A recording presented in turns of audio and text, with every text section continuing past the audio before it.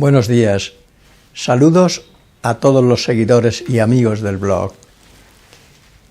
Hoy quiero hacerles a ustedes una pregunta, sobre todo este vídeo va dedicado sobre todo a los psiquiatras y psicólogos de cualquier edad. La pregunta es la siguiente: ¿qué hay que hacer para ser un buen psicoterapeuta? A ver, uno hace unos años de estudio de psicología o de psiquiatría, termina en la facultad, hace psiquiatría o psicología, y uno sale y uno ya puede ser psicoterapeuta. Mire, después de tantos años de experiencia, les puedo decir que cuando estamos delante de un paciente, a veces tenemos que tener muy claro qué es lo que vamos a hacer allí.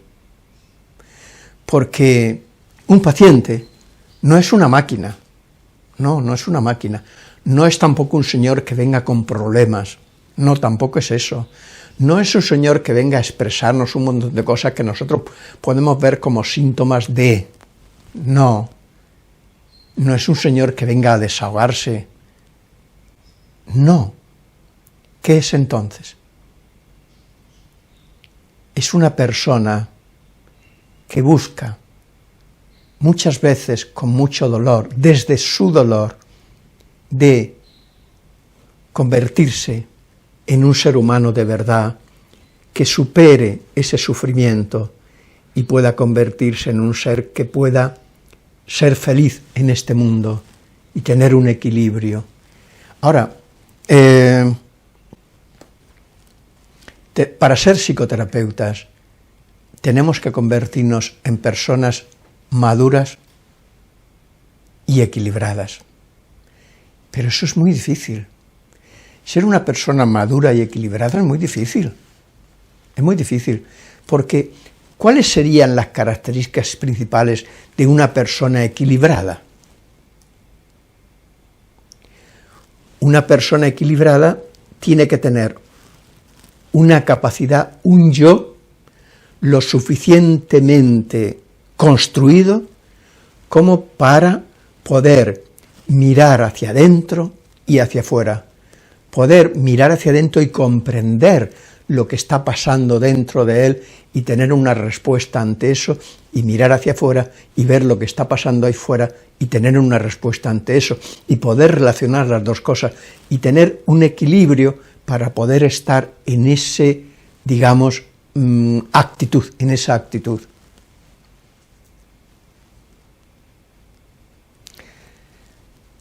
Muchas veces somos seres tironeados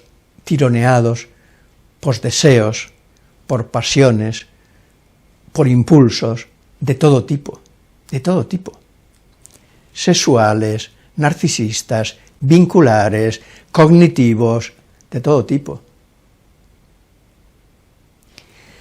Antes de empezar a grabar este vídeo, hablaba yo aquí con José Luis, él me hablaba de un señor que hace vídeos sobre literatura y que él me decía que yo no conozco a ese señor, que es un terremoto. Y nos interrogábamos aquí, antes de empezar a grabar esto, este señor, ¿qué pretendía? Se interrogaba a él y me lo decía, ¿qué pretendía haciendo los vídeos que este señor hace? ¿Pretendía ofrecer un saber? ¿Pretendía una especie, expresar así o atacar a los demás? ¿Pretendía, digamos, cumplir o manifestar ese narcisismo de tener una figura grande, poderosa? ¿Qué es lo que pretende? Ser terapeutas, ser psicoterapeutas, es una profesión muy difícil. Muy difícil, muy difícil. Mire, hay una cosa que el psicoanálisis tiene una cosa muy buena, tiene muchas, pero hay una cosa a la que me voy a referir ahora. Tiene que a los que están dentro de las asociaciones psicoanalíticas fundamentales, les obliga, para ser psicoanalistas, hacer un psicoanálisis personal.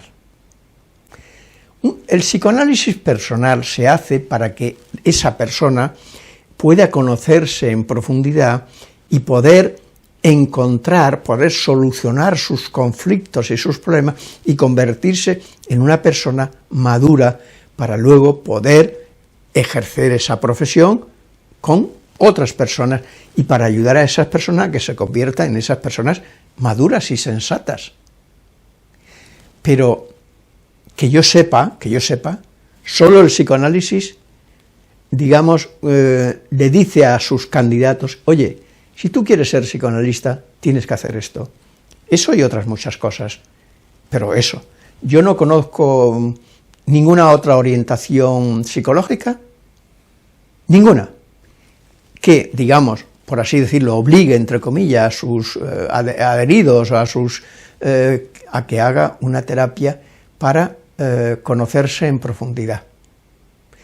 Y mire, después de tantos años de experiencia, me refiero a mí mismo, y de haber estado delante de tantos pacientes, mire, lo que sí les puedo decir es que los pacientes nos someten continuamente a poner en crisis eso que yo llamo la madurez humana. Porque mire, un paciente puede despertar en nosotros todo tipo de impulsos, todo tipo de deseos y todo tipo de pasiones, de todo tipo. ¿Cuántas veces los pacientes despiertan en mí mi curiosidad? Es decir, hay pacientes que me dicen cosas que yo les preguntaría, oye, ¿y esto? Pero por curiosidad. Yo siempre la curiosidad la dejo aparte. Yo no estoy allí con ese paciente para satisfacer mi curiosidad, no. Tampoco estoy allí con ese paciente para darle lecciones de nada. Tampoco estoy allí con ese paciente para expresar lo mucho que yo puedo saber, tampoco. Tampoco estoy con ese paciente o esa paciente para tener deseos sexuales con respecto a esa paciente o a ese paciente, tampoco. Y les voy a decir una cosa, no crean ustedes que en esta profesión no hay profesionales que abusan o usan a esos pacientes o pacientes para tener relaciones sexuales. Ahora mismo, en este momento, yo tengo una paciente que su psiquiatra, en este caso un señor de Madrid, pues se acostó con ella un montón de veces, pero es que no solo se acostaba con ella, este señor le comunicaba a ella que él se había acostado con un montón de pacientes. De hecho, esta misma paciente conoce a otra paciente que también se había acostado con este señor, es un depredador sexual. Bueno, yo le decía a esta paciente, bueno, si no se le ocurrió denunciarle, por lo menos denunciarle ante el colegio de médicos, en este caso era psiquiatra, para que le hubieran quitado, para que no hubiera podido ejercer, ¿no? Es decir, los que atendemos pacientes, los psicoterapeutas, seamos psiquiatras, psicólogos, estamos sujetos a montones de presiones, sobre todo de tipo emocional, de tipo afectivo. Los pacientes, con todo lo que nos dicen, pueden despertar en nosotros la compasión, pueden despertar en nosotros la ira, pueden despertar en nosotros el odio, pueden despertar en nosotros el deseo de darle un abrazo o 1000 abrazos, pueden despertar en nosotros el deseo de irnos a la cama juntos, pueden despertar en nosotros el deseo de hacer un viaje con ellos o con ellas. Pero, amigos, todos esos deseos que los pacientes en la relación con ellos pueden despertar en nosotros, no podemos. Tenemos que saber qué hay que hacer con eso. No podemos convertir en la terapia en un juego con el paciente para hablar un poco de todas estas cosas. No. Pero yo les digo una cosa, si uno no se conoce profundamente y uno no ha llegado al fondo de uno mismo, todo este tipo de cosas que yo les digo aquí tan fácilmente, uno las va a realizar de una forma o de otra con los pacientes. y va a estropear no una terapia, sino montones de terapias. He conocido muchos pacientes que han venido y me han dicho cosas que eran auténticos disparates. Por ejemplo, esto que les estoy diciendo, de este psiquiatra de Madrid que se acostaba con sus pacientes. Entre ellos esta señora que ahora es paciente mía.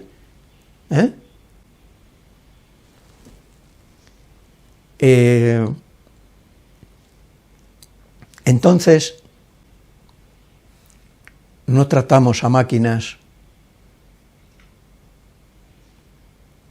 Tenemos que tener una gran madurez, un gran equilibrio interior, una consistencia interior, una construcción interior, donde podamos darnos cuenta que esa persona que viene a nosotros viene por algo y para algo, y que nosotros somos un medio personal para que esa persona consiga esos objetivos de, digamos que, eliminar o reducir ese malestar, ese sufrimiento, ese dolor interior, y poder ofrecerle algo que le ayude a reconstruir su personalidad para convertirse en un ser humano más dichoso y más feliz, y más comprometido también con el mundo, y más comprometido con él mismo, con más responsabilidad. Tenemos que saber muy bien qué es la salud mental. ¿Qué es la salud mental? Este es otro tema. Podríamos estar aquí hablando de un montón de cosas sobre la salud mental. ¿Qué es la salud mental? La salud mental sería esa persona que llega a poder tener un yo como centro de la personalidad, como eje fundamental de la personalidad, un yo que puede ser el que aglutine a todas las subestructuras de su personalidad y las integre bien integradas dentro de ese yo. Luego, en la relación con nuestros pacientes, tenemos que saber muy bien qué tenemos que hacer allí. Mire, tenemos que saber escuchar. Escuchar no es nada fácil, porque el paciente nos puede decir cualquier cosa en cualquier momento, y nosotros, si entramos en eso que nos ha dicho, estamos rompiendo totalmente la sesión. Por ejemplo, lo que le he dicho de la curiosidad. ¿Cuántas veces los pacientes tienen cosas que yo querría saciar mi curiosidad? Porque me dicen cosas, ¿qué le voy a decir yo? Pues me hablan de un viaje. Pues he estado en no sé dónde. Y a mí, yo tendría curiosidad, oye, ¿y este sitio cómo es? No, yo me callo. Ese impulso mío, yo no lo siento para satisfacerlo. Yo tengo que saber qué hacer con ese impulso, porque si yo lo llevo a cabo, rompo completamente esa sesión, porque entonces llevo la sesión al terreno que a mí me interesa. Pero no es una sesión terapéutica, es una sesión donde yo curioseo con ese paciente. Tenemos que saber escuchar, tenemos que saber comprender. ¿Qué es comprender?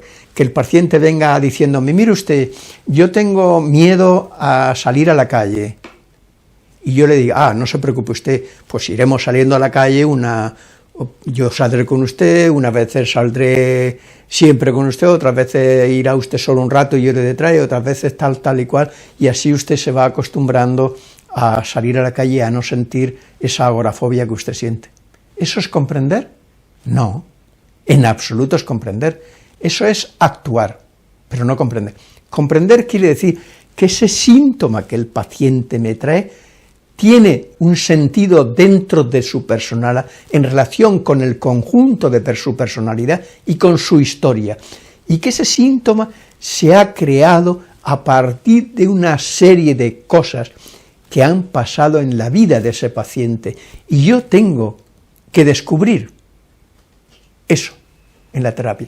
La terapia es un descubrimiento paulatino, poco a poco, en el que uno parte de los síntomas para llegar a esas causas conscientes o inconscientes, a través de las cuales se ha creado, se han construido esos síntomas, que son los que están haciendo que el paciente sufra.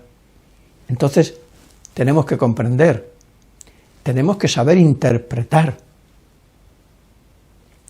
pero para poder interpretar tenemos que haber escuchado antes bien, tenemos que haber comprendido antes bien, y cuando interpretamos le tenemos que decir algo al paciente que a partir de esa escucha y de esa comprensión, lo que nosotros le digamos sea como pueda esclarecer, pueda llevar a la mente de ese paciente algo que a él le va a ayudar para entrar dentro de sí mismo y poder hacer cada vez un poquito de luz en esa oscuridad que hay dentro de él. Y, como les digo, las facultades no nos capacitan para ser terapeutas. Bueno, nos dan unos conocimientos, pero después de acabar esos años deberíamos seguir con una formación teórico-práctica que debería durar todavía bastantes años para poder estar con un paciente. Por ejemplo, ahora el PIR, los psicólogos internos, esa oposición que se aprueba con un examen y que dura 4 años para que te den el título de psicólogo clínico, en esos 4 años que se hace sobre todo en los servicios públicos, pues ¿puede uno convertirse en un buen terapeuta haciendo el PIR? Sí y no. Sí y no. Depende cómo se haga. Depende cómo se haga. Entonces, con esto lo que les quiero decir a los psicoterapeutas es que no se hagan ilusiones pensando que cuando salen de la facultad pueden plantarse delante de un paciente y decir, yo ya soy psicoterapeuta y sé lo que hay que hacer aquí con esta persona, porque claro, ese saber superficial y sintomático de lo observable, de lo simplemente observable, que el paciente me dice, por ejemplo, mire usted, yo tengo mucho miedo de estar en la oscuridad, y me da horror, y esto te lo puede decir una persona adulta, o un niño. ¿Creen ustedes que un niño le da miedo a la oscuridad por cualquier cosa? No, hombre, no. Un niño le da miedo a la oscuridad porque en la oscuridad él, su mente reproduce, crea fantasías, ideas, afectos que le aterrorizan. ¿Y por qué le aterrorizan? Algo pasa en la vida de ese niño que eso le aterroriza. Eso es lo que hay que investigar.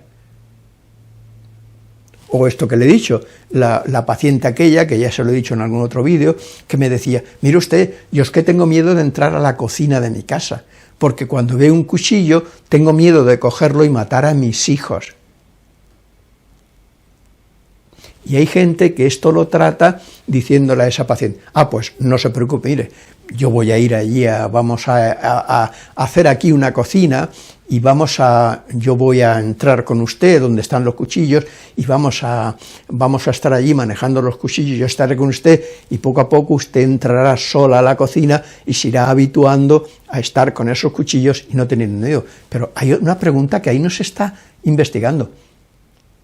Ese miedo que esa persona siente, ¿cómo se ha creado en su vida?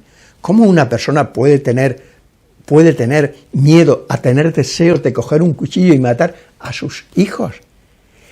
Parece una barbaridad, ¿verdad? Parece una aberración. Pero es una aberración patológica. En psicopatología hay muchas aberraciones que tienen un sentido, que se han creado por algo, que tienen una historia, que hay muchas cosas que están grabadas en ese inconsciente y que solo descifrando ese inconsciente podemos saber qué sentido tiene eso. Entonces, lo que les quiero decir es que ser psicoterapeuta no es una broma. No estamos tratando con máquinas, estamos tratando con seres humanos que vienen a nosotros para que les ofrezcamos algo a partir de lo cual puedan reconstruir su personalidad y su vida. Y tenemos que estar bien preparados, tenemos que convertirnos en seres bien construidos y todos deberíamos hacer un proceso psicoterapéutico personal para convertirnos en esos seres humanos. Yo creo que ninguna persona que no haya pasado por un proceso personal psicoterapéutico profundo está preparado para ser un buen psicoterapeuta. Si no ha pasado por un proceso así, podrá ser un psicoterapeuta, vamos a llamarle, de la mente consciente, de aquello que es lo observable, de aquello que está ahí. Podrá aplicar técnicas. Por ejemplo, este paciente que viene con este problema, yo le aplico la técnica esta que es de Skinner o que es de cualquier psicoterapeuta que haya habido por ahí o que haya por ahí. Pero eso es otra cosa. Eso es otra cosa. Bueno, pues nada más. Gracias por su atención.